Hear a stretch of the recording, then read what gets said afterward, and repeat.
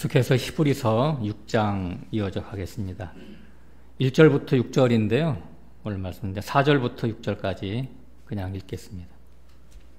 4절부터 한번 비침을 얻고 하늘의 은사를 맛보고 성령에 참여한 바 되고 하나님의 선한 말씀과 내세의 능력을 맛보고 타락한 자들은 다시 새롭게 하여 회개케 할 수 없나니 이는 자기가 하나님의 아들을 다시 십자가에 못 박아 현재의 욕을 보임이라. 아멘. 오늘 설교 제목이 예지예정. 예지예정이냐 예정예지냐. 그러니까 구원의 주체가 사람의 자유의지에 있느냐 아니면 하나님의 단독 역사심이냐 혹은 하나님과 사람의 합동으로 이루어지는 것이냐, 그거에 대해서 잠깐 시간이 허락하는 대로 좀 말씀을 나눌까 합니다. 우리가 지난주에 초보에서 완전함으로 라고 하는 제목으로 우리가 말씀을 나눴었죠. 완전함으로, 그것은 내가 죽어질 때 하나님이 내 안에 오셔서 하나님과 내가 하나가 되는 것, 이것이 바로 이제 완전해지는 것이죠. 영원전의 그 하나님의 창조 계획의 실현이죠. 임마누엘이. 하나님과 사람이 연합되는 것, 사랑의 합일체가 되는 것, 이것을 말하는 겁니다. 완전해진다라고 하는 것은. 우리가 항상 자주 배우지만 창세기의 그 제목이 있죠, 그죠? 창세기 아니고 성경의 제목이 있죠. 성경의 제목은 창세기 1장 1절이었다. 우리가 옛날 일곱 날의 비밀 할 때 배웠죠. 하나님의 창조 목적은 실존 완성이다. 실존 완성이 뭐냐면 그게 임마누엘이에요. 하나님과 사람이 하나가 되는 것. 처음 하늘과 처음 땅이 새 하늘과 새 땅이 되는 것. 이것이 바로 하나님의 창조 목적이잖아요. 근데 그 창세기 1장을 열면 일곱 날이 나오는데 그것이 바로 목차단 말이죠. 그래서 첫째 날부터 일곱째 날까지 하나님은 그렇게 사람을 구원을 시켜간다고 하는 과정을 설명하는 거예요. 그리고 창세기 2장은 뭐냐? 전체 하나님이 사람을 창조한 그 완성도, 조감도를 보여주시는 것이다 라고 하는 거죠. 그래서 2장 맨 끝에 가면 남자가 부모를 떠나 여자와 합하여 하나가 될지니라, 그렇게 나오잖아요. 남자는 예수 그리스도죠. 육체로 오신 예수 그리스도, 나중에는 성령으로 오신 그 영이죠. 성령으로 오신 그분이 바로 남자거든요. 여자와 합하여 하나가 될지니라. 여자는 뭐죠? 구원받은 성도, 교회잖아요. 그죠? 교회. 그래서 계시록 22장 맨 끝에 가면 성령과 신부가 말씀하시기를 오라 하는도다. 와서 듣는 자도 올 것이고, 그리고 목마른 자도 올 것이고, 와서 값없이 생명수를 마셔라. 그 남자와, 그러니까 성령이죠. 남자와 교회가 오라고 하는 거예요, 우리를. 이 말씀을 다 들었느냐? 구원에 대한 모든 내용을 다 들었느냐? 그럼 와서 너희들도 구원에 참여해달라. 그런 말씀을 하는 거죠. 남자가 부모를 떠나, 하나님을 떠나서 여자와 합하여 하나가 되는 것. 이것을 말씀하는 것이죠. 이 세상에서도 남자와 여자가 사랑을 하면 그 사랑의 최종 결국은 어떻게 되죠? 결혼하게 되잖아요. 그래서 한 몸을 이루잖아. 그죠? 이 영적인 실제가 있기 때문에 하나님은 모형적으로 이 세상에서 모형을 펼쳐서 우리에게 보여주는 거예요. 남자와 여자가 사랑할 때는 이렇게 되는 것이다 라고 하는 것이죠. 그래서 창세기 2장 맨 끝에는 아담과 하와 두 사람이 벌거벗었으나 부끄러워하지 아니했다 라고 하는 것이죠. 그러니까 그러니까 옷을 입는 것은 왜 그래요? 자꾸 자기 자신을 감추는 거잖아요. 가리는 거잖아요. 근데 사랑을 하면 가리는 게 없잖아요. 너와 내가 서로 이해하고 나중에는 알고, 그래서 그 서로의 단점까지도 다 수용하는 그런 것을 벌거벗었다라고 하는 거예요. 그래서 사랑의 관계를 그렇게 설명하고 있는 겁니다. 그래서 창세기 9장으로 가면 그 심판에서 벗어난 구원받은 노아가 포도농사를 짓잖아요. 그리고 포도주에 취해서 어떻게 해요? 벌거벗고 누워서 잠자잖아요. 그것이 바로 하나님과 사람의 구원의 완성도를 보여주는 겁니다. 예? 진리이신 예수 그리스도 안에서 사람이 하나님과, 그러니까 예수님과 내가, 하나님과 내가 하나가 됐기 때문에 벌거벗고 사는 것에 대한 표현이에요. 그게. 그렇지만 함이 이것을 들춰내며 헐뜯잖아요. 함. 그건 뭐냐면 율법의 의의가 하나님의 의의를 부정하는 거예요. 하나님의 의인 예수 그리스도를 믿는 믿음으로만이 사람을 하나님이 의롭다라고 여기시는 것이 믿음의 의잖아요. 그죠? 이게. 근데 율법 종사자들은 그걸 받아들일 수가 없는 거야. 내가 뭔가 행함이 있어야지. 나의 공로가 있어야지. 그래도 하나님 앞에 떳떳하게 명함을 내밀 수가 있는데 나는 아무것도 안 하고 난 죄인인데 창기와 세리인데 어떻게 나를 예수 그리스도를 믿는다고 해서 나를 의롭다라고 다 덮어주냐? 그러니까 율법의 의의는 이것을 거부하는 거라고요. 비토하는 거라고요. 그걸 저주받았잖아요. 그 아들 함의 아들 가나안이 저주를 받게 됩니다. 가나안은 뭐냐면 이 세상 사람들을 대표하는 거예요. 그래서 세상 이방인의 정신사조는 뭐냐면 예수 그리스도를 믿는 믿음으로 나는 그 의를 부정하는 거예요. 그래서 하나님께 가까이 가지 못하고 하나님께 외면당하는 그것이 바로 심판이고 저주거든요. 사람이 사람의 의를 하나님 앞에 내세울 때 그것은 하나님이 인정치 않습니다. 아무튼 문제는 이 사람과 하나님이 하나가 되기 위해서는 반드시 옛 생명이 끝나야 되는 과정이 필요하죠. 이를 접붙임으로 성경은 비유하고 있어요. 그죠? 로마서 11장에 보면 그 얘기가 나오죠.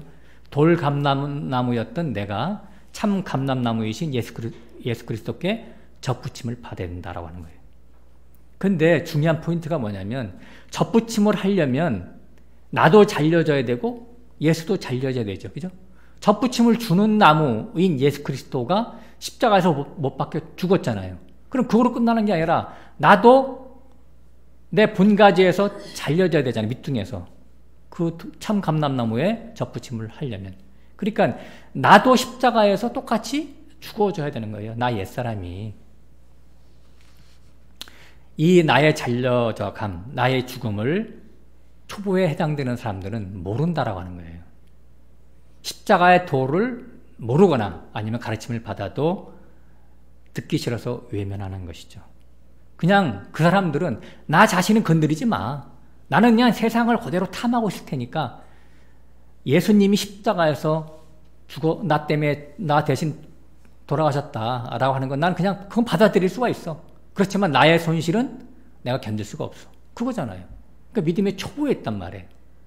하나님의 말씀을 그냥 건성건성 듣고 수박 겉핥기식으로 그냥 받아들이는 자들, 이런 사람들이 다 종교인들이죠.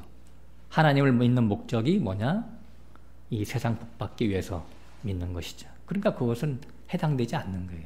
완전함으로 나아갈 수가 없다. 하나님과 사람이 하나가 될 수 있는 그런 단계까지 갈 수가 없다라고 하는 거예요. 하나님은 나의 옛사람을 무너뜨리는 일을 하시죠. 이것을 다윗과 솔로몬으로 예표했었어요. 다윗은 전쟁에 능한 왕이었죠. 그러니까 전쟁의 달인이에요. 했다 하면 이겨요. 무조건. 전쟁을 했다 하면. 그래서 주변 이방 나라들을 다 평정하고 조공을 바치게끔 했잖아요. 그런데 다윗이 그렇게 성전을 짓고 싶어 했지만 성전을 짓지 못하게 하시잖아요. 하나님이. 왜냐? 너는 손에 피를 많이 흘렸기 때문에 내 성전 짓기 합당치 않아. 이렇게 나온 거예요. 그 대신 성전 재료는 다 준비해 놨죠. 그리고 그 아들 솔로몬이 성전을 짓는 것으로 성경은 기록하고 있습니다. 평강의 아들 왕 솔로몬이 짓습니다. 이것은 그냥 다 비유죠. 다윗은 겉사람을 무너뜨리는 그런 여호와 하나님을 상징하죠. 우리들의 겉사람을 무너뜨리는 여호와 하나님. 그 청소된 자리, 그 깨끗이 그 옛사람이 무너뜨려지고 새로운 터가 만들어진 그곳에 예수 그리스도가 성전을 짓는 것으로 비유를 하는 겁니다.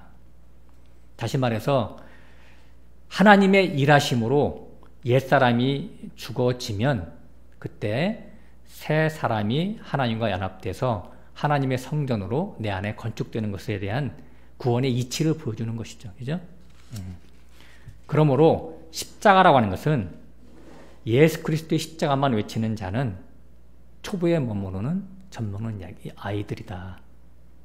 그래서 예수의 십자가가 바로 나의 십자가라고 수용을 해서 그 예수 그리스도의 동선을 따라 하나님이 안배하신 고난의 길을 감사함으로 걸어가는 자, 순종하는 자, 이런 사람이 바로 장성한 자요, 또 장성함으로 나아가는 자지요.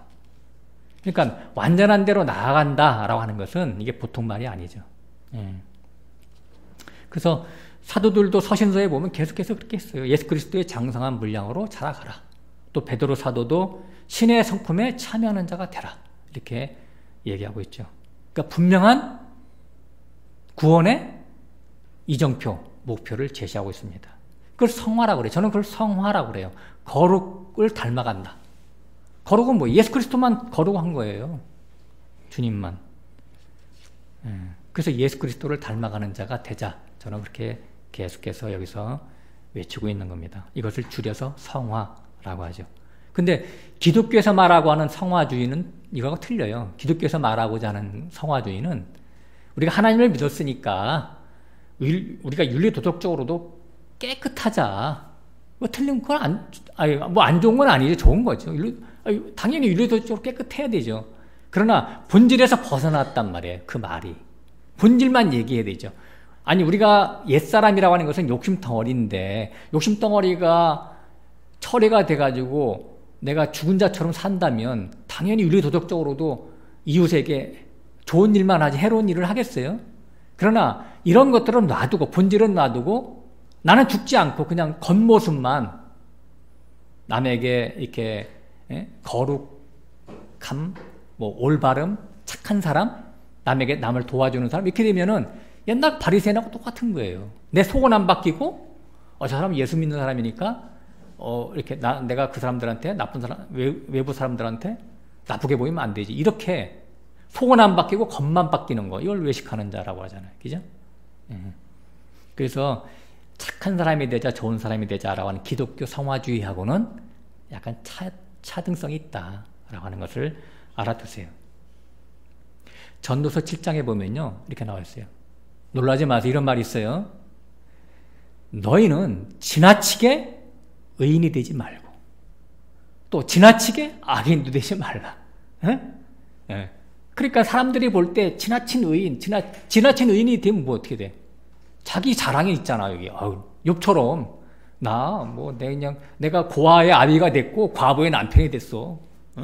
내가 얼마나 걔를 많이 도와줬는데 이렇게 나오잖아. 자기 의의가 있다니까. 지나치게 악인이 되면 어떻게 돼요? 하나님께 영광 가리지 그것도. 뭐 예수 믿는 사람이 저렇게 악할 수가 있어? 지금 기독교 뭐 누구처럼. 그러면 또 하나님 또 전도의 문이 막히고 또 자기 자신도 악한 일을 하면 어떻게 돼요? 하나님과 기도가 막히는 거예요. 하나님의 감동과 하마가 떠나죠. 다윗이 바세바 사건 이후에 다윗이 기도한 게 뭐예요? 주의 성신을 내게서 거두지 말아달라고 그렇게 있잖아요. 그 뭐 구원의 치유도 된다는 얘기가 아니라 하나님과 관계성이 떨어져 나가는 거잖아요. 끊어지는 거잖아요. 그걸 얘기한다. 그래서 성경은 윤리 도덕적인 얘기를 하는 책이 아니에요. 훨씬 차원이 높습니다. 예수를 닮자. 예수의 동선을 따라가자. 이것이죠. 예수의 동선을 따라 이 세상과 죄를 밟고 걸어가는 그 모습이 하나님을 사랑하는 거예요. 말로만 사랑하지 말고. 하늘에 소망을 두고 사는 그런 것들을 하나님은 우리에게 요구하시는 것이죠. 그래서 성경은 한마디로 말해서 초보에 머물지 말고 완전한 대로 나아가라. 이것을 계속해서 우리에게 요청하고 계십니다.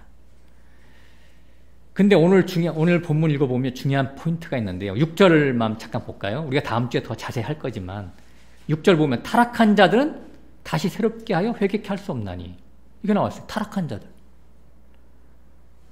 4절 보면요. 한 문 비침으로 얻고 하늘의 은사를 맛보고 성령에 참여한 바 되고, 예? 하나님의 선한 말씀과 내세의 능력을 막 엄청나잖아요. 4, 5절 보면.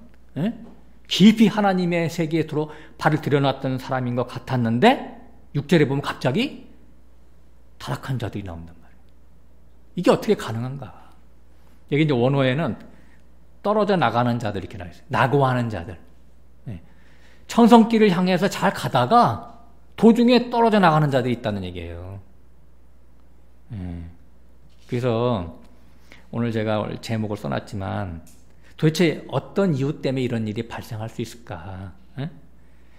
도대체 구원이라고 하는 것이 사람의 인간의 그 자유의지에 해당돼서 결정되는 것이냐, 아니면 전적으로 하나님의 예정의 문제에서의 해당되는 문제 때문에 예정이 안 됐기 때문에 떨어져 나가는 것이냐.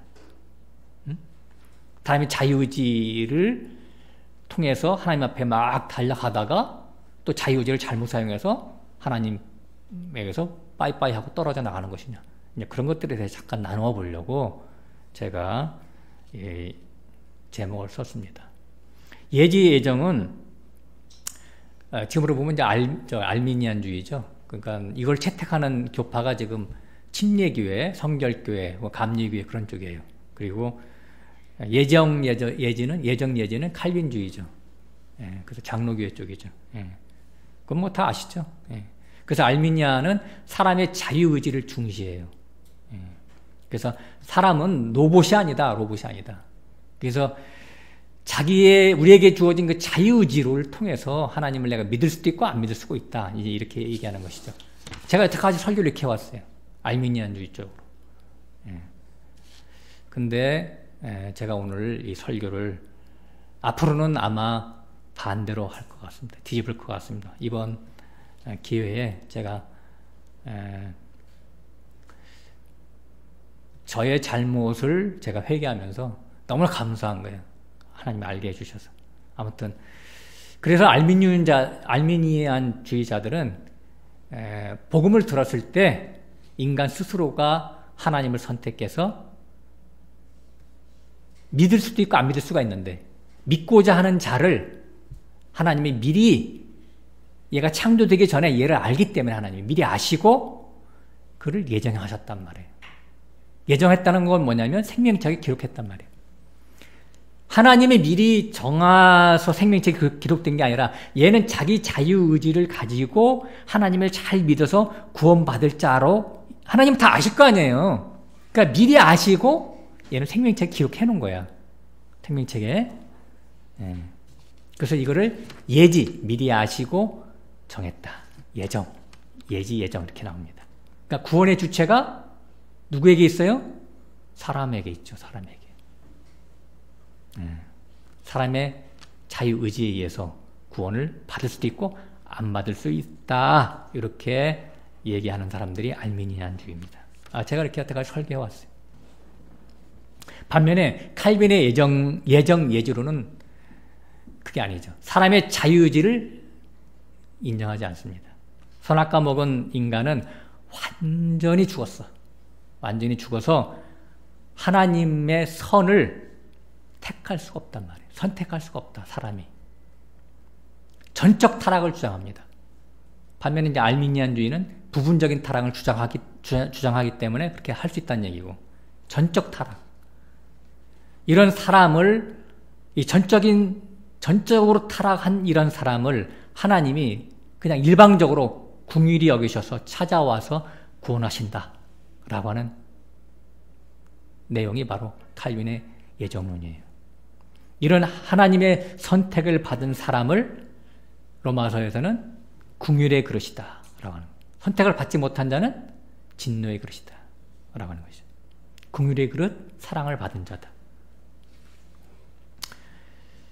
그래서 하나님의 일방적 예정으로 구원받을 자와 버림받을 자가 정해졌기 때문에 하나님이 미리 알 거 아니에요. 미리 정했잖아요. 그러니까 미리 얘가 어떻게 살아갈 걸 다 알잖아요. 얘는 이른 나이에 하나님을 찾을 거야. 얘는 늦은 나이에 찾을 거야. 다 아신단 말이에요. 그래서 예정, 그리고 그걸 아신다. 그래서 예정, 예지. 거꾸로 돼 있어요, 단어가. 그죠? 예, 그래서 예지, 예정, 이거는 예정, 예지란 말이에요. 무엇이 맞아요? 들으시는 여러분들은? 예, 좀 복잡합니다. 복잡해요. 성경의 구절에 따라서 사실은 왔다리 갔다리 합니다. 그러니까 역사 이래로 기라상 같은 성경학자들이 이 두 가지를 가지고 계속해서 논쟁을 해오고 있죠. 지금도 끝나지 않았어요. 근데 저는 이제 제가 아까도 말씀드렸지만 알미니안주의에 가깝게 성경을 해석하고 설교해왔죠. 그런데 이번에 이제 코로나 사건 때문에 그 시간이 좀 많았는데 하나님이 강권적으로 계속해서 이거에 대해서 나를 막 이렇게 몰아가시는 거예요. 그래서 중간에 그때 내가 카톡에 썼지만, 그때 예정론은 틀렸다 이렇게 생각을 했었죠. 근데 그 뒤에도 제가 너무나 찝찝한 거예요. 그래서 계속해서 막 수많은 책도 보고 또 많은 사람들의 설교도 들어보고 했는데 그게 아니라 결론적으로는 영의 구속은 예정론이 맞다. 영의 구속은. 영의 구속이 생명구원이잖아요. 그죠? 생명구원, 기본구원. 칼빈주의 예정론이 맞다라고 하는 거예요. 그 대신 이제 그 뒤에 거듭난 이후에 혼의 구원, 이루구원은 사람의 자유의지가 동반될 수가 있다라고 하는 것을 제가 이렇게 생각을 해봤습니다. 이것이 이제 조화를 이루어야 되죠, 그죠? 그러니까 혼의 구원은 알미니안주의가 이제 필요한 것이고, 그래서 좀 더 부연 설명을 제가 오늘뿐만 아니라 계속해서 이제 앞으로 하겠지만 아마 형제 자매님들도 좀 생각 좀 집에 가서 많이 좀 해보세요. 자, 첫 번째 영의 구속인 그 생명 구원이, 그러니까 하나님의 자녀로 출생하는 것은 하나님의 일방적 예정으로 된다라고 하는 것을 제가 먼저 말씀드립니다. 왜냐하면 제가 두 가지 사례를 드릴게요. 첫 번째는 나를 봤을 때 내게 적용시켜 보니까 그렇다는 거예요.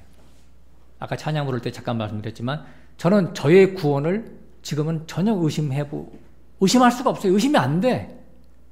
저도 제가 죄를 가끔 지을까요, 안 지을까요? 저요. 죄를 져도요, 죄가 그냥 우스워. 하나도 나에게 영향을 미치지 않아. 난 하나님의 아들이니까. 하나님의 자녀니까. 난 분명히 하나님의 자녀고 천국 백성이기 때문에 그냥 믿어집니다. 그런데도 불구하고 내가 내 자유의지로 뭘 그렇게 하나님을 사모하고 추구했나 라고 돌아보면 내 꼬라지를 보면 아니거든요. 내 꼬라지를 보면 난 한 게 아무것도 없어. 근데 그저 죄만 짓고 살았는데 여기까지 하나님이 인도하시더란 말이에요. 필요에 따라서 나를 보면 그때마다 이게 이렇게 포인트가 있어요. 낮은 단계에서 높은 단계, 낮은 단계, 높은 단계 이렇게 이끌어 오시는 게 있는데 그때만 너무 신기한 거야. 신기해. 그건 내가 할 수가 있는 게 아니잖아요. 하나님 이끌어 가시는 거잖아. 그죠? 전적인 하나님의 은혜일 뿐이지 내 자랑할 것은 하나도 없다 라고 하는 것이죠. 그러니까 지금 와서 뒤돌아보니까, 그러니까 영적으로 제가 이제 더 많이 성숙해 보니까 내 인생 곳곳이 다 보여지는 거예요. 하나님의 손길이 안 미치는 데가 없다 라고 하는 것이죠. 저 모태신앙입니다. 그 탄생했어요. 그래가지고 제가요 교회 생활을 열심히 잘했겠죠, 그죠? 그런 문화 속에서 태어났으니까. 고3까지요 또 그럭저럭 교회 생활을 많이 했어요. 근데 대학교 갔는데요 하나님이 안 믿어지는 거야. 하나님 살아계신가? 그 믿으려고 그렇게도 안 돼. 그 하나님이 안 믿어지니까 어떻게 되겠어요? 빠이빠이 했지 뭐. 대학교 4년 또 군대 가서 교회 한 번도 안 다녔어요. 그렇게 좋은 시절에, 그 젊은 시절에 교회 안 다니까 어떻게 돼요? 하나님이 나를 지옥에 쳐넣었어. 지옥 생활. 정말 공허함, 예? 그 흑암, 거기서 제가 팍팍 키웠다니까요. 그래서 제가 군대 갔다 와서 나중에 하도 괴로워가지고. 근데 이제 가끔 이렇게 보면 어머니 만나면요. 너 교회는 다니냐? 그래. 너 교회는 다녀? 아, 근데 그 앞에서 뭐라고 다니죠. 이렇게 거짓말이죠. 근데 돌아서면요. 막 여기가 막 가슴으로 하나님이 그냥 팍 찌르는 거야. 칼로. 그래가지고 제가 너무 공허해요. 다시 성경을 봤어요. 옛날에 성경을 꽤 봤거든요. 제가 어릴 적에요. 성경 하루에 한 장 안 보면요. 잠을 안 잤어요. 습관적으로. 근데 그때는 그게 뭔지도 모르고 읽었지.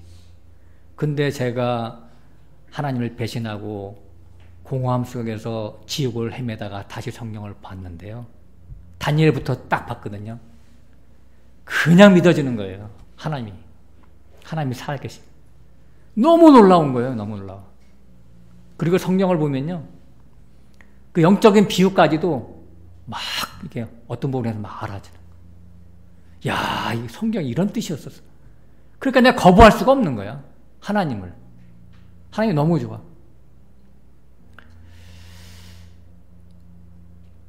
그래서 내가 지금 돌아보면 내가 한 건 하나도 없는데 하나님이 그때그때마다 나를 이끄셔서 결국은 지옥에 쳐넣었다가 다시 빼내고 하나님을 다시 찾게 만드셨구나. 이걸 알게 되죠. 하나님이 예정하지 않으면 난 구원할 수가 없다. 구원받을 수가 없다. 또 하나의 사례는요. 제가 옛날에도 한번 말씀드린 적이 있는 것 같은데 제가 조순종 목사라고 안산에 계세요. 얼마 전에 돌아가셨어요. 몇 년 전에. 90몇 세 돌아가셨는데 이분은요. 어릴 적에 약간 철학적인 분이었었어요. 그래가지고 인생이 도대체 뭐냐. 이거 고민하다가 답을 못 찾아가지고요. 너무 허무하다 인생은. 그래가지고 자살을 시도했네. 약 먹고. 근데 누가 신고해가지고 살아났어. 근데 약을 너무나 많이 먹어가지고 혀가 막 이렇게 잘 안 돌아가. 막 굉장히 말을 막 더듬어, 그분이. 가지고 이제 살긴 살았는데 도대체, 사람이 참 죽는 것도 마음대로 안 되네. 그래가지고 이제 뭐 이렇게 이제 중이나 돼야 되겠다. 그래가지고 이제 절차를 밟아서 이제 뭐 불교학교 갔나 보죠. 가가지고 이제 저 강원도 어디 시골 가가지고 산속에 들어가서 중 노릇하고 있었어요. 주지. 조그만 이제 자기가 이제 주지야. 근데 뭐 4월 초파일 이제 준비하느냐고 막 사람들 막 이렇게 등불 이렇게 하잖아요. 연등 행사. 거기면 사람들이 이제 단골 뭐 불자들이 찾아오니까 그 연등 준비 막 하고 있는데 이제 며칠 있으면 이제 4월 초파일이야. 근데 혼자서 막 이렇게 하고 있는데 막 갑자기 하나님의 음성을 들은 거예요. 내 사랑하는 아들아. 이렇게. 네. 근데 자기는 여태까지 내 사랑하는 아들아라는 말을 들은 적이 없어. 그게 아니라 부처의 가르치면은 그런 말이 없어. 부처의 가르치면은. 예? 가지고 도대체 내가 잘못 들었나 이게 무슨 말이지? 근데 또 하고 있는데 또 똑같은 음성이 들리는. 근데 그 음성은 도대체 사람의 음성이 아니에요. 자기 자신을 순간적으로 감동감화시키는데 막 너무나 두려우면서도 너무나 따뜻하면서도 막 말로 형용할 수가 없는 그런 음성이었대. 마치 옛날 사무엘이 엘리 제사장 앞에서 밤에 막 불렀듯이 그런 음성을 들은 거예요. 영적인 음성을 들은 거잖아요. 가지고 이 사람이 생각한 게 뭐냐면 도대체 나의 사랑하는 아들아 이것은 부처의 가르침이 아닌데 이건 교회에서나 하는 말인데 잘못됐다 내가 지금 잘못 왔다 뭔가. 그래가지고 나는 이제 하나님을 믿어야 되겠다. 그래가지고 원래부터 철학적인 사람이니까 종교적이라고 한 뜻이잖아요. 종교적인 사람이니까. 꼭 자기가 이렇게 막 이렇게 보살보살하던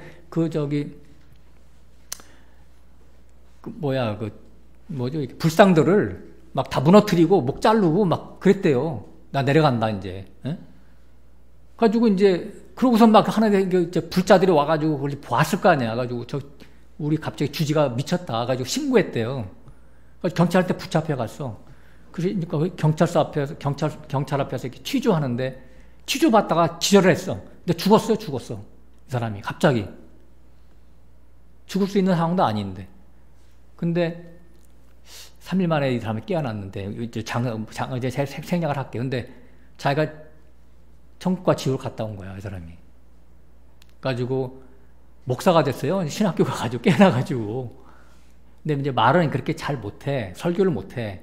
혀가 이렇게 막 굳어가지고. 그래도 자기는, 그러니까 하나님을 음성을 들었잖아. 어? 천국과 지옥도 갔다 왔죠. 그러니까 이 사람은 아무튼 그 사람이 갖고 있는 신앙은 확고해. 가지고 이렇게 뭐 몇 명 되지도 않는 그런 장애인들이 돌보는 그런 목회를 하다가 이제 나중에 돌아가셨는데 뭐예요? 하나님이 택정한 인사는 바다에 가서 숨을지라도 그렇잖아요. 땅 끝에 가서 숨을지라도 찾아낸다니까. 성경에 나와 있잖아요. 그죠? 아니 어떻게 저기 주지가 됐는데도 가서 불러내가지고 하나님 아들 만들어. 근데 나는 그래서 저는 있잖아요. 옛날부터 이분 생각이 많이 나는 거예요. 설교할 때마다 항상. 아니 항상 나의 삶 속에서 떠나지 않아. 어떻게 이렇게. 근데 나는 설교를 그렇게 안 하고 있거든. 그렇게 믿고 싶지가 않은 거야. 나의 자유의지. 사람의 자유의지도 있다. 나 이걸 주장하고 싶은 거야. 계속. 근데 실제는 그게 아니야. 어떻게 설명할 거야 이거를. 하나님의 부르심이 없다면. 에?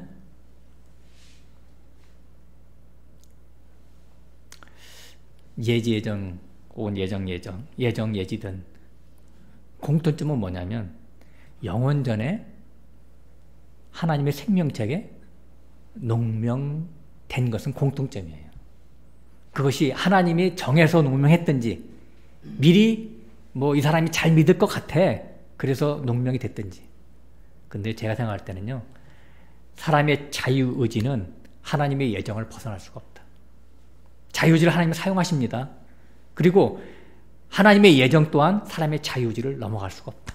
저는 이렇게 결정을 했어요. 그런 생각이 들어. 그래서 사람의 자유의지와 하나님의 예정은 동전의 양립과 같은 것이다. 그러 하는 거예요. 그래서 분명한 건 뭐냐? 예지-예정이든 예정-예지든 미리 우리가 태어나기 전부터 우리는 하나님의 생명책에 기록된 자만 하나님을 믿게 돼 있다고 하는 것은 둘 다 똑같이 증언하고 있는 거예요. 기쁘지 않으세요? 그죠? 우리가 예수 믿는 게 이게 장난이 아니라니까. 하나님의 사랑의 결정체라니까. 자, 그래서 제가 영원전에 하나님의 생명책에 기록된 거 잠깐 확인하고 가겠습니다. 그 계시록에 두 개 다 나와 있어요. 계시록 13장.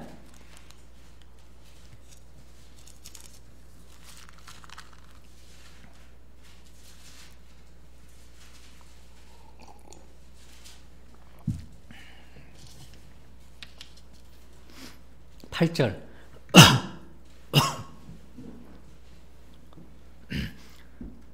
죽임을 당한 어린 양의 생명책에 창세 이후로 농명되지 못하고 이 땅에 사는 자들은 다 짐승에게 경배하니라.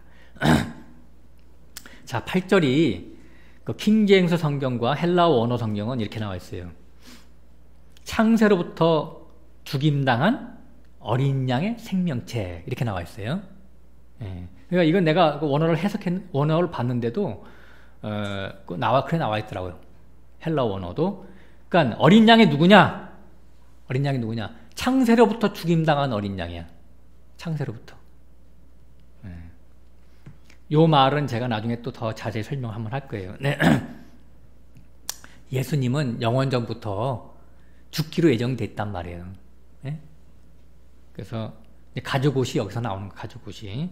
아무튼 중요한 건 뭐냐면 어린 양의 생명책에 농명 되지 못한 자는 다 바다에서 올라온 짐승에게 경배하더라. 그런 얘기예요. 자, 교회를 다녀, 지금도. 교회를 다니는데 바다에서 올라온 짐승이 뭐냐면 복주는 하나님이에요. 네, 복주는 하나님. 바알과 아세라 신처럼 섬기는 하나님. 그 짝퉁 하나님, 짝퉁 예수에게 경배한단 말이에요. 십자가 복음을 전하면 십자가 복음을 싫어해. 누구는? 생명책에 농명되지 않은 자들은. 이건 결과론적으로 얘기하는 게 아니라 생명책에 처음부터 농명되지 않은 사람들은 그 짐승을 따르고 처음부터 생명책에 기록된 자는 그 짐승을 따르지 않아요. 이게 신기하죠. 그 차이가 있어요. 자, 다시 17장으로 가봐요. 17장 8절.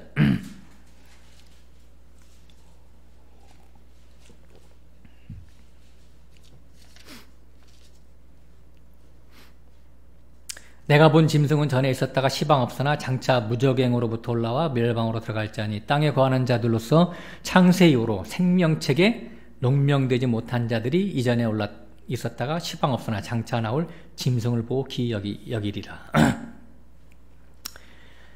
그러니까 여기도 똑같으죠. 짐승. 그러니까 창세 이후로 생명책에 농명되지 못한 자들.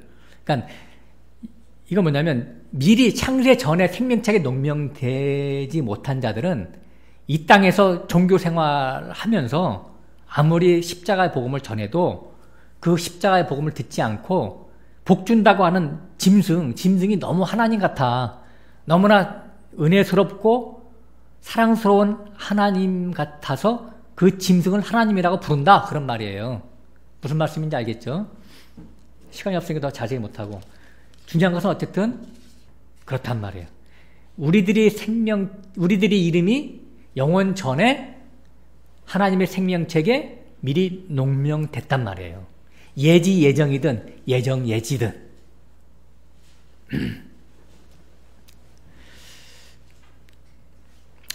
그래서 좀 더 설명을 하면 자유의지라고 하는 말 좀 더 부연 설명해 볼게요. 자유의지라는 말은 성경에 없어요. 신학자들이 만들어낸 말입니다. 그러니까 선악과 따먹고 죄 아래 갇힌 자, 그러니까 마귀에게 나의 지정의라고 하는 혼이 점령당한 자가 자유의지가 있겠느냐라고 하는 질문을 한번 던져볼 필요가 있어요. 만일 자유의지가 있다고 해도 마귀에게 점령당한 자가 그를 자유의지를 제대로 사용할 수 있겠느냐라고 하는 의구심이 생깁니다. 마귀에 소속돼서 마귀의 지배 아래에 있다라고 하는 것은 내가 마귀의 정신사상을 똑같이 갖고 있다라고 하는 거예요. 그런 자가 하나님을 선택해서 내가 믿을 수가 없다라고 하는 거예요. 그래서 전적 타락에 맞을 수가 있다. 그래서 죄 아래 신음하던 자들을 하나님이 찾아오셔서 불러 빼내시는 것이 구원일진데 사람의 노력은, 사람의 공로는 1%도 가미가 될 수 없지 않겠느냐라는 유추를 우리가 해볼 수가 있습니다. 제가 그동안 고민해오던 것들을 제가 말씀을 드리는 거예요. 그러니까 하나님이 우리를 죄의 굴레에서, 죄의 감옥에서 해방시켜 자유케 하신 것이죠. 이때 자유라는 말을 성경에서는 사용하고 있는 거예요. 자유케 됐을 때. 그 다음에는 우리가 자유자입니까? 그렇지 않죠. 성경에서는 네가 죄의 종, 마귀의 종이었던 자를 풀어내줬으니까 이제는 누구의 종이 되라고요? 의의 종이 되라고. 예수의 종이 되라고. 그렇게 하잖아요. 그죠? 하나님의 종이 되라고 하잖아요. 그러니까 내 마음대로 사는 자가 아니에요. 우리들은. 옛날엔 죄의 종이었느냐? 이제는 의의 종이다. 라고 하는 거죠. 그러니까 종이라고 하는 건 뭐냐면 무엇에 따라서 추종하며 살아가는 자들인데 정신사조, 영이라고 하는 것은 정신사조라고 그랬잖아요. 그러니까 옛날에는 이 세상 마귀의 정신사조를 따라 살다가 이제는 십자가를 통해서 구원받는 자들은 하나님의 정신사조를 따라 사는 자다. 그게 의의 종이죠. 사람은 정신사상에 따라서 말하고 행동하기 때문에 그렇죠. 레위기에 보면 율법에 이렇게 나와 있어요. 신년이 되면 이제 모든 걸 다 풀어주잖아요. 그동안 종살이 했던 그 모든 것들이 다 해방이 될 수가 있어요. 자유자가 될 수 있습니다. 자유자가 될 수 있어요. 근데 그 종 보고 너 나가서 네 마음대로 살아라 그러면 그 종이 생각하기를 우리 주인은 너무나 좋은데 나가서 살기가 싫다. 나는 그냥 이제는 내가 자유자지만 내 자유를 취하지 않고 내가 이 집에서 그냥 자원해서 종이 되겠습니다. 그럼 어떻게 돼요? 그러면 얘를 데리고 가서 문설주에다가 귀를 대고 구멍을 뚫어. 구멍이 난 자는 누구예요? 그러니까 자원해서 그 종의 주인이 된 자예요. 차이가 나요. 이것이 바로 영적인 비유잖아요. 그죠?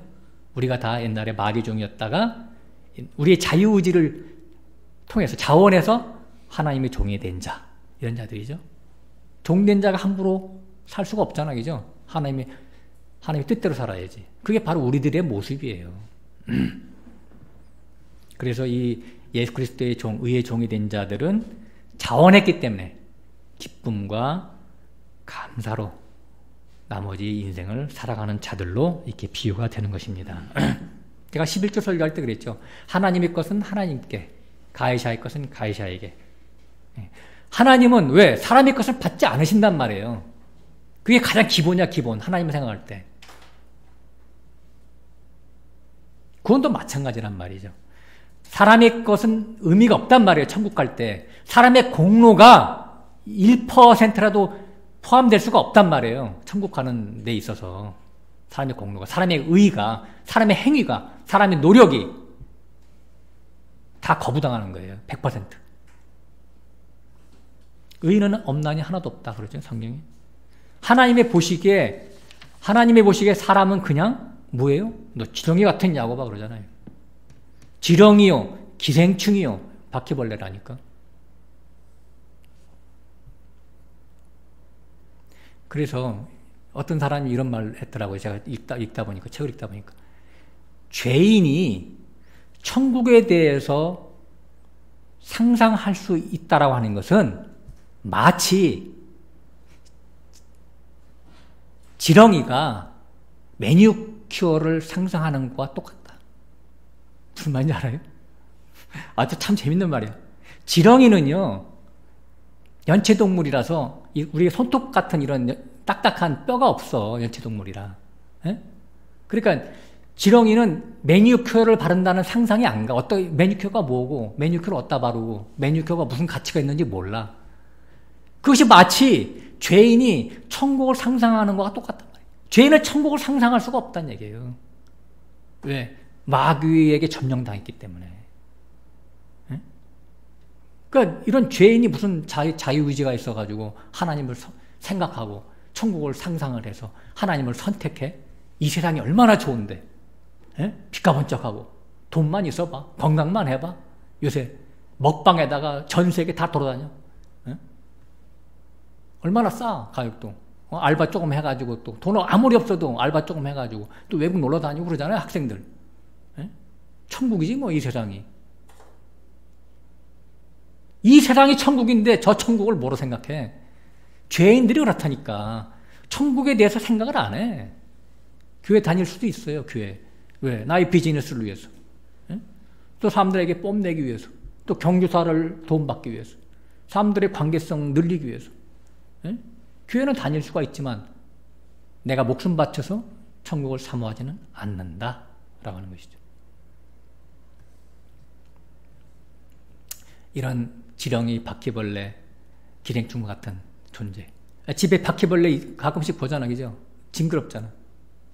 그 바퀴벌레에게 선이 있다면, 선이 있을 수도 없지만 선이 있다면 그 선을 인간인 내가 인정하겠어요? 바퀴벌레가 나도 좀 의로운 게 있으니까 날 살려주세요, 그렇게 한다고 해서 그 바퀴벌레를 살려주거나 상 줄 수 있겠어요? 인간이? 하나님이 볼 때 사람이 바퀴벌레밖에 못해. 죄인은. 그러니까 죄인의 자유의지가 있다면 자유의지가 자기 욕심을 더 많이 갖느냐, 더 많이 가질 수가 있는데, 에이, 그건 내가 너무 심하지, 좀만 가져야지, 이런 자유의지는 할 수가 있어. 자기의 욕심을 덜 갖고 더 갖고 하는 부분에 있어서는 자유의지가 통할 수가 있지만, 하나님을 생각하고 지옥을 생각하고 하는 그 선택의 문제에 있어서는 자유의지가 발동될 수가 없단 말이에요. 제가 말 지금 하고 있는 거예요? 제대로? 이해가 되세요? 네. 그러니까 사람의 자유의지를 인정한다는 것 자체가 어불성설이다 라고 하는 것이죠. 욥기에 보면 욥기가 이제 42장으로 아주 굉장히 길게 써 있는데 그 대부분이 다 사람의 선악의 구조를 깨트리는 내용으로 써 있어요. 선악의 구조. 예. 욥은 자기 자신의 기준으로 하나님의 선을 설정해서 하나님을 믿어왔어요. 근데 하나님이 보실 때는 그게 선이 아니야. 그래서 깨트려 버렸어요. 다 날려버렸죠. 10자녀 한꺼번에 다 목숨 날아가고 재산 다 날아가고 건강을 다 뺏어서 악창이 나고 진물이 나고 아내가 도망가고 그 모든 명성이 다 날아가고 친구들이 와가지고 뭐라고 합니까? 아주 말 잘하는 신학자들이 왔죠. 욥아 너 죄졌기 때문에 그렇게 된 거야. 빨리 하나님께 회개해라. 욥이 뭐라고 그래요? 무슨 말씀이야. 나 죄진 거 하나도 없어. 내가 얼마나 깨끗하고 반듯하게 살았는데 오히려 나는 과부의 남편이 되고 고아의 아버지가 됐다. 나 잘못한 거 하나도 없다. 강변하잖아요. 그걸 계속해서 반복하는 내용으로 이어져 내려갑니다. 그러니까 사람의 정신사상이죠. 그게 선악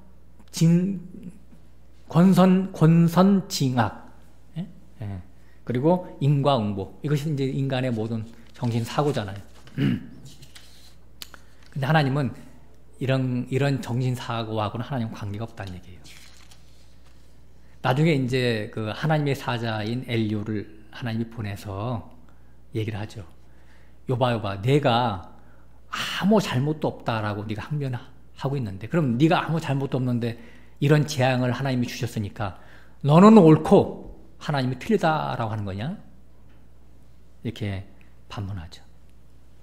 그리고 또 이제 그 세 친구들한테 또 얘기합니다. 얘들아 너희들끼리 땅에서 피차 발생시킨 선한 일, 악한 일은 너희끼리의 가치관이지 하늘의 하나님과 무슨 상관이 있겠느냐.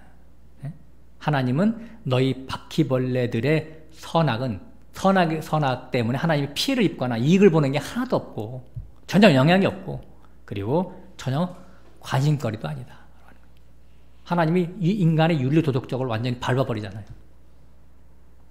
너희끼리의 그 선과 악은 하나님 관심도 없어. 영향도 없고. 놀랍잖아요. 그러면서 욥기 38장 4절 보면 욥아 내가 땅에 기초를 놓을 때 너는 어디 있었냐? 이렇게 묻고 계세요. 내가 천지를 창조할 때 너는 어디 있었지? 그걸 묻고 계신 거예요. 이게 무슨 말이에요? 근본을 물어보는 근본. 창세전 영원전에 내가 너를 지었고 선택하여 내 아들로 예정했는데 너 그거 모르지? 그리고 너를 이 땅에 내려보냈는데 왜 내려보냈는지 모르지? 그걸 물어보는 거예요. 무엇이 됩니까? 무엇이? 사람의 행함을 의롭게 여기는 것이 죄예요. 그리고 내가 왜 어디서 와서 어디로 왜 이 땅에 왔고 그리고 어디로 가는지 모르고 사는 게 죄라고요. 창조 목적을 모르고 사는 게. 그래서 예수님이 이 땅에 오신 목적이 뭐죠? 마태복음에 보면 이제 예수라는 말 그 뜻 자체가 자기 백성을 죄에서 구원할 자 이렇게 나와 있어요. 자기 백성. 온 세상 사람을 구원할 자가 아니고 자기 백성. 그래서 예수님도 내가 잃어버린 내 양을 찾으러 왔다 그런 말을 하잖아요. 그죠? 마태복음 15장 14절에 보면 나는 잃어버린 양 외에는 보냄을 받지 아니하였다. 중요한 말이에요. 온 세상 사람 구원하러 온 거 아니에요. 자기 백성. 제가 지금부터 나중에 제가 이거를 우리 카페에 올릴 거예요. 성경 구절이니까 찾아보기 쉬우시라고 공부 이제 리바이벌 복습하시라고. 요한복음 17장에는 이렇게 나와 있어요. 아버지가 내게 주신 자들을 다 보존하여서 지켰나이다. 그 중에 하나도 멸망치 않고 오직 멸망의 자식뿐이니이다. 그러니까 가룟 유다만 빼고 나머지는 다 그대로 온전히 구원을 했다. 그런 말씀을 하시는 거죠. 사도행전 13장 48절에는 이렇게 나와 있어요. 영생 얻기로 작정된 자는 다 믿더라. 시간 차이는 있어도 이미 영생 얻기로 작정된 자가 있대요. 이걸 어떻게 거부할 거야, 이 말을. 고린도전서 2장 7절에는 하나님이 우리의 영광을 위하여 만세전에 미리 정하신 것이라. 저는 옛날에 이걸 설교 어떻게 했냐면요. 미리 정해졌다는 얘기를 하나님이 이런 시스템을 정했다. 창기와 세리처럼 깨어지고 부서진 자를 구원하기로 정해졌다. 이렇게만 설교했어요. 그러니까 그것도 틀린 말은 아니야. 틀린 말은 아닌데 핵심 포인트에서 벗어났어. 미리 정해진 그 자를 하나님의 안배에서 창기와 세리 입장으로 몰고 가신다라고 하는 것까지 가야 되는 거예요. 하나님은 아무나 구원하지 않습니다. 창기와 세리를 구원하는 건 맞아요. 창기와 세리처럼 깨진 자를. 그러나 하나님이 그렇게 깨지게 만드신다니까. 누구를? 창세전에 예정한 자를. 창기와 세리처럼 깨진 자가 한두 명입니까? 근데 구원 얻는 자는 특별하죠. 그죠? 그게 있다니까. 제가 해답을 그동안 못 갖고 있었던 것을 답을 찾은 거예요. 시편 139편 16절. 내 형질이 이루기 전에 주의 눈이 보셨으며 나를 위하여 정한 날이 하나도 되기 전에 주의 책에 다 기록이 되었나이다. 그죠? 내가 내 어미의 복중에 잉태하기 전에 이미 생명책, 주의 책에 기록이 됐다는 얘기예요. 놀랍잖아요? 예레미야 1장 5절에는 내가 너를 복중에 짓기 전에 너를 알았고 내가 태에서 나오기 전에 너를 구별하였고 너를 열방의 선지자로 세우노라. 저는요 이 구절을 옛날에는 하나님의 하나님의 사역자들은 하나님이 특별히 미리 정했어. 나머지는 아니야. 그랬대. 제가 설교를 했었어요. 이거 진짜 눈 가리고 아웅이야. 우리 모두에게 해당되는 말입니다. 우리 모두에게. 에베소서 1장 4절 5절에 보면 창세전에 그리스도 안에서 우리를 택하사 그 기쁘신 뜻대로 우리를 예정하사 예수 그리스도로 말미암아 자기 아들들이 되게 하셨으니 이렇게 나와 있어요. 그러니까 하나님이 영원전에 예정했단 말이에요. 그래서 때가 찬 자에게 오셔서 그리스도의 영을 부어주는 거예요. 때가 차야 돼요. 율법 아래 있고 모학 선생 아래 있었다가 하나님이 예정한 자는 반드시 그리스도가 우리에게 오시게 하죠. 오시죠. 근데 그리스도가 오시기 전에 뭐가 있어요? 죽음이 먼저 있죠. 죽음이. 그래서 창기와 세리의 입장에 가야 된다고 하는 거예요. 나의 배가 파손돼야지. 바닥을 찍어야지. 이 세상에 대해서 등을 돌려야지. 진저리를 쳐야지. 하나님이 오시게 돼 있단 말이에요. 그러나 그 자가 누구냐면 그런 자일지라도 하나님이 예정한 자란 말이에요. 데살로니가 후서 2장 13절에 보면 하나님이 처음부터 너희를 택하사 성령이 거룩하게 하심과 진리를 믿음으로 구원을 얻게 하셨으니 이를 위하여 복음으로 너희를 부르사 우리 주 예수 그리스도의 영광을 얻게 하려 하심이니라. 그러니까 처음부터 너희를 택한 자를 영원전에 택한 자를 이 세상에서 살다가 때가 차면 복음으로 부르는 거예요. 복음으로. 베드로전서 1장 2절에 보면 예수 그리스도의 핏부림을 얻기 위하여 택하심을 입은 자들에게 편지하노니 은혜와 평강이 더욱 많을지어다. 그러니까 예수 그리스도의 핏부림은 택하신 자들에게 적용되는 것이죠. 아무한테나 되는 게 아니라 로마서 9장에서는 잘 나오죠. 에서는 내가 미워하였고 야곱은 사랑하였다. 그러니까 진노의 그릇이 있고 긍휼의 그릇이 있다.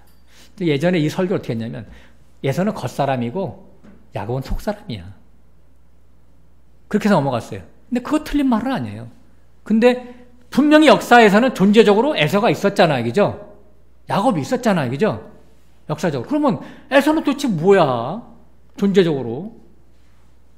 우리의 속사람과 겉사람을 예표하기 위해는 너무나 억울한 길을 걸어갔잖아. 에서가.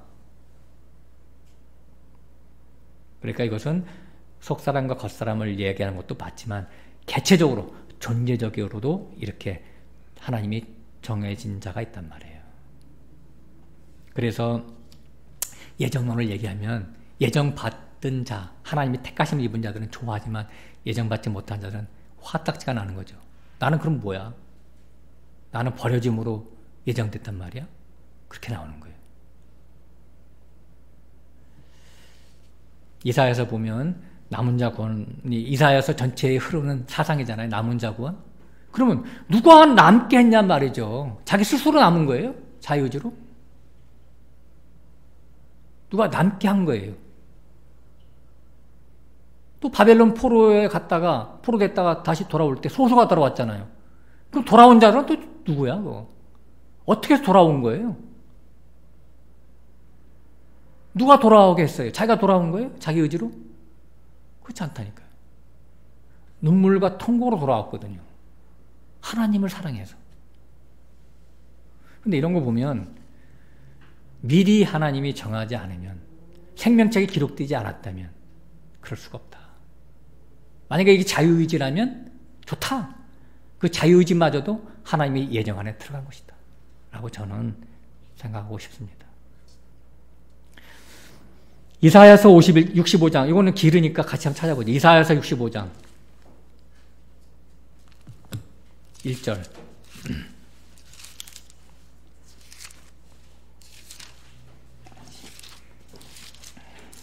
이사야서 65장 1절.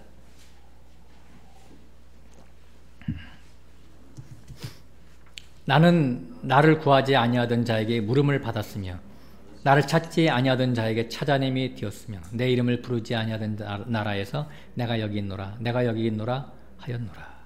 그죠? 이방인들을 얘기하는 거죠. 유대인들이 아닌 이방인들이 내 이름을 불렀단 말이에요. 그러면 이방인들이 복음을 들었을 때 수많은 이방인들에게 복음을 전파하는데 그들이 어떻게 주의 이름을 부르냐 이런 얘기죠. 우리들 얘기잖아, 그죠? 우리들 얘기. 우리들만 복음을 들었나요? 우리 옆에 있는 사람도 복음을 들었잖아, 그죠? 우리 옆집도, 앞집도, 뒷집도. 나는 믿고 그 사람은 안 믿어. 그거 어떻게 할 거야, 그거를? 어떻게 해석을 할 거야, 그거를? 바울이 예수 믿는 사람들 잡아 죽이다가 담에색 사건이 일어났잖아요. 그러면 담에색 사건이 없으면 예수를 어떻게 믿을 거야, 바울이? 담에색 사건을 이렇게 달라고 바울이 얘기했나요? 근데 하나님 일방적으로 와서 담에색 사건을 일으켰잖아. 그럼 어떻게 설명할 거예요? 일방적인 선택이란 말이에요. 찾아오셔서 깨트리시는 거예요, 하나님이. 자, 신명기도 한번 가볼까요? 신명기 6장, 신명기 7장.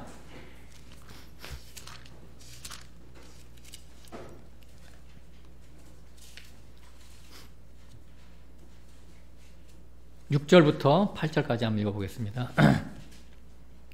신명기 7장. 너는 여호와 내 하나님의 성민이라. 내 하나님 여호와께서 지상만민 중에서 너를 자기 기업의 백성으로 택하셨나니 여호와께서 너희를 기뻐하시고 너희를 택하심은 너희가 다른 민족보다 수유가 많은 영구가 아니니라. 너희는 모든 민족 중에 가장 적으니라. 여호와께서 다만 너희를 사랑하심을 인하여 또는 너희 열조에게 하신 맹세를 지키려 하심을 인하여 자기의 권능의 손으로 너를 인도하여 내시되 너희를 그 종되었던 집에서 애굽 왕 바로의 손에서 속량하셨나니. 아멘. 예. 여기 10조, 그러니까 8절에 보면 10조의 맹세를 지키려 하셨다 이런 얘기가 나오죠. 그러니까 이거는 아브라함과의 언약을 지키는 거죠. 창세기 15장에 보면 아브라함과 언약을 하잖아요. 하나님의 일방적인 언약이죠, 거기도. 그래서 너희가 나중에 430년 만에 내 후손이 애굽에서 나올 거야. 400년 만에. 그런 약속이 나오죠. 그러니까 실제 야곱의 70명이 애굽에 들어가서 430년 만에 250만 명 내지 300만 명이 돼가지고 막 신임하게 됐잖아요. 예? 괴로워서 노예니까. 그때 하나님이 모세를 불러내서 인도자로 삼고 애굽에서 뽑아내잖아요. 그러니까 이미 430년 전에 이스라엘 백성들에게 아브라함에게 언약하신 그대로 하나님은 그 시나리오대로 하는 거거든요. 우리의 각자의 구원도 하나님이 시나리오대로 하는 거예요. 내가 자유지대로 내가 하나님을 믿을 수도 있고 안 믿을 수 있고 그게 아니라니까. 이스라엘을 축소시켜보면 우리들 각자에게 해당되는 말이에요, 이게. 우리 마음대로 되는 게 아니에요. 그렇잖아요. 또 성경에 보면 엘리야 때 예수님이 그 바리새인들 보고 그랬거든요. 엘리야 때 많은 과부가 있었지만 사렙대 과부에게만 엘리야가 보내심을 받지 않았느냐? 또 엘리사 때는 많은 문둥병자가 있었는데 수리아에 나아만에게만 보내심을 받지 않았느냐? 이런 얘기하잖아요. 선택을 얘기하는 선택. 그래서 바울은 나의 나된 것은 하나님의 은혜로다. 그죠? 네. 저도 구원받고 돌아보니까 내가 한 것은 nothing이 아무것도 없어요. 전적인 하나님의 과정이다. 자, 구원의 과정을 저는 이제 계속해서 두 단계로 말씀을 드리고 있습니다. 영의 구속과 혼의 구원. 그러니까 영의 구속은 기본 구원이고 생명 구원이다. 그리고 혼의 구원은 이룰 구원이죠. 또 생활 구원이라고 얘기할 수도 있고. 그러니까 제가 영의 구속을 얘기할 때 제가 때가 찬 자에게 집중해서 제가 설교를 했어요. 물론 맞는 말이지만은 때가 찬 자마저도 하나님이 전적으로 하나님의 소관이다라고 하는 것을 제가 부연 설명을 해드립니다. 우리의 자유의지가 발동됐다고 해도 그 자유의지마저도 하나님이 우리에게 소원을 두고 일하시는 것이다 라고 하는 거예요. 그러니까 생명구원이고 영의 구원인데 이건 전적으로 하나님의 택하심에 따라서 되는 것이다 라고 저는 확증을 해드립니다. 그러니까 구원의 주체가 그냥 사람이냐 하나님이냐 아니면 사람과 하나님의 합동이냐라는 면에서 굉장히 중요한 문제예요, 이게. 그래서 제가 사실은 이 문제를 제가 설교를 준비하면서 제가 하나님 앞에 눈물을 흘렸어요. 그리고 하나님 저 솔직히 제가 그만 접고 싶습니다. 그런 말을 하나님께 드렸어요. 제가 안 해도 구원인데 제가 괜히 실족해서 많은 사람들 잘못된 길로 인도하고 그래서 저 그만하고 싶습니다. 말주변도 없고 체력도 약하고 꼭 제가 해야 되겠습니까? 아마 하나님이 응답하시겠죠. 아무튼 구원의 주체는 하나님이여야 마땅하다라고 하는 거예요. 그러면 이 기본구원, 생명구원, 영의 구원에 해당되는 이것이 만약에 하나님의 주체라고 정해진다면, 그러니까 우리가 영원 전에 하나님이 예정하셨다라고 정해진다면 두 가지가 자동적으로 따라붙어요. 이 두 가지 유익한 것 때문에 제가 이거를 선택할 수밖에 없다라고 하는 거예요. 첫 번째는 한 번 구원은 영원한 구원이다. 제가 옛날에 이걸 반대했었어요. 옛날에. 구원이 취소 불가. 두 번째는 내가 예정됐다라고 하면 구원의 즐거움이 배가 된다. 너무나 행복하고 만족스럽다라고 하는 거예요. 자, 첫 번째, 한 번 구원은 영원한 구원이다. 그거 제가 설명을 좀 더 드릴게요. 구원은 취소될 수가 없다라고 하는 거예요. 나의 잘잘못에 따라서 구원이 취소될 수가 없다라고 하는 거예요. 왜? 구원의 주체가, 구원의 주관자가 하나님이기 때문에. 우리 세상에서도 부모 자식 간에 자식이 아무리 잘못해도 호적에서 파내는 부모가 없죠? 그런 아버지 있어요? 아니, 말로는 너 이 새끼야, 너 잘못하면 너 호적에서 파낸다. 말은 그렇게 하지. 으름장 놓느냐고. 협박일 뿐이지 진짜 그 파내는 아버지가 있냐고. 그거는 왜냐하면 생명관계이기 때문에 하나로 묶여졌기 때문에 안 되는 거예요. 사람도 그러는데, 사람도. 사랑의 하나님이 당신 자식이 된 자를 설사 큰 죄를, 누구 살인을 했다고 쳐도 생명책에 지우겠어요? 지울 수가 없죠. 지울 수가 없어요. 모세가 그때 기도했죠. 하나님 차라리 그 금송아지 사건 때 막 3,000명이 죽어나가니까 차라리 내 이름을 생명책에서 지워달라고, 저들 용서해달라고. 바울도 그런 말 했죠. 로마서에 보면 이스라엘의 구원을 위해서라면 내가 하나님 앞에서 끊어질지라도 내가 원하는 바다. 생명책에 지워달라고 얘기하는 거잖아요. 지워질 수 있어서 지워달라고 하는 거예요? 그렇지 않죠? 지워질 수 없다는 걸 알고 있기 때문에 그런 거예요. 그래서 이렇게 이사야서 같은 데 보면 여인이 어찌 젖먹는 자식을 잊겠으며 자기 태에서 난 아들을 긍휼히 여기지 않겠느냐. 혹시 잊을지라도 나는 너를 잊지 않겠다. 내가 내 이름을 내 손바닥에 새겼다. 우리 구원받는 한 사람 한 사람을 하나님의 손바닥에 새겼대요. 그 로마서 8장에서도 누가 그리스도의 사랑에서 우리를 끊으리요. 그죠? 그 어떤 것도 끊을 수가 없단 말이에요. 자, 두 번째, 구원의 즐거움에 대해서. 구원이 영원전 하나님의 택하심으로 된 것이다 라고 내가 여기니까 그 하나님의 사랑하심, 그 하나님의 긍휼하심이 밀물처럼 몰려와요. 그 확고한 구원에 대한 신뢰 때문에 감사와 감격이 넘치게 됩니다. 그리고 날마다 그 구원의 확신 속에서 살게 되니까 쫓기지 않고 여유가 있고 만사가 행복하더라고요. 그래서 조그마한 어떤 크고 작은 어떤 괴로움, 문제가 와도 마음이 넉넉해져. 조금만 견디면 되지. 난 구원받은 자인데, 나는 천국 백성인데, 이까짓 하나님이 다 보고 계시는데, 나 하나님의 자녀인데, 그렇게 배짱이 생긴다니까요. 근데 구원이 말이요, 나의 잘잘못에 따라서 왔다 갔다 요동친다면 불안해, 이거. 이거 하나님 나 구원 놓칠까? 그게 아닌데 제가 그렇게 설교를 했다니까. 마음은 안 그런데, 내 영혼은 안 그런데, 내가 어떤 기조를 가지고 틀을 가지고 설교를 하다 보니까 그렇게 됐어요. 죄송합니다. 부안에 있는 백자마님이 되게 좋아하실 것 같아요. 영의 구속으로, 그래서 어쨌든 하나님의 예정으로 영의 구속이 돼서 내 자신이 살아나면 나의 죽은 혼도 산혼이 됐잖아, 그죠? 산혼이 됐어요. 그러니까 나의 죽었던 지정의가 하나님의 선악을 알게 되는 진짜 자유의지를 갖게 되는 거예요. 행사할 수 있게 되는 거예요. 그때 가면. 그 연단을 받아, 우리가 히브리서 5장 끝에 했잖아요. 예? 그 장성한 자는 연단을 받아 지각을 사용함으로 하나님의 선악을 분별하는 자가 되는 거예요. 그때 가서는. 그래서 날마다 죽노라고 하는 사도 바울. 그러니까 눈앞에 육신의 정욕, 안목의 정욕, 이생의 자랑에 대해서 그런 것들에 대해서 쉽게 내가 이길 수가 있는 거예요. 자유지를 통해서. 네, 왜?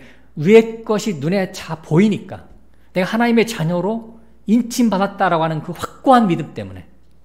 이 믿음은 내가 갖고 있는 믿음이 아니라 하나님이 쥐어주신 믿음이죠. 그러니까 믿어지는 믿음이죠. 그래서 이 날마다 종로라 이런 것들은 혼의 구원에 대해서 이제 영향을 주는 거예요. 그 성령의 감화 감동에 따라서 사람의 동의가 따라 주어야 이루어지는 영역이죠. 그래서 여기서 차등이 생기는 거예요. 차등, 구원의 차등성.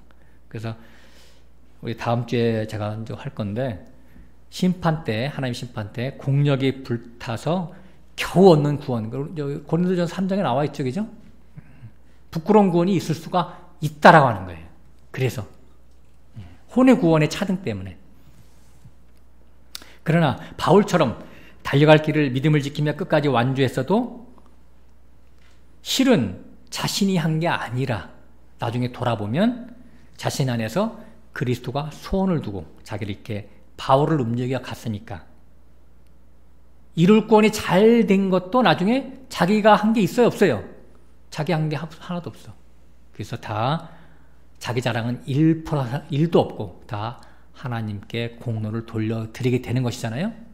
그래서 계시록 24장에 보면 그 천상의 교회가 나오는데 거기 보면 24장로가 면류관을 다 보좌 앞으로 던지잖아요. 그러니까 내가 이 면류관을 쓸 자격이 없습니다. 그러니까 면류관은 이제 이기는 자에게 주어지는 면류관, 승리의 면류관 스테파노스인데 이것은 다 하나님이 가져가세요. 주님이 가져가세요. 던지는 거예요. 그리고 하나님께 영원한 찬양을 드리는 것이죠. 그것이 이제 계시록 24장에 나옵니다. 예. 다음 주에 좀 더 혼의 구원이라든가 혹은 누구든지 주의 이름을 부르면 구원을 얻으리라. 내가 이 부분에 많이 걸려가지고 예정론을 부인했었는데 이 부분에 대해서 하나님께서 계시를 주셨기 때문에 이 부분을 다음 주에 한번 같이 은혜를 나누는 시간을 갖겠습니다. 기도하겠습니다.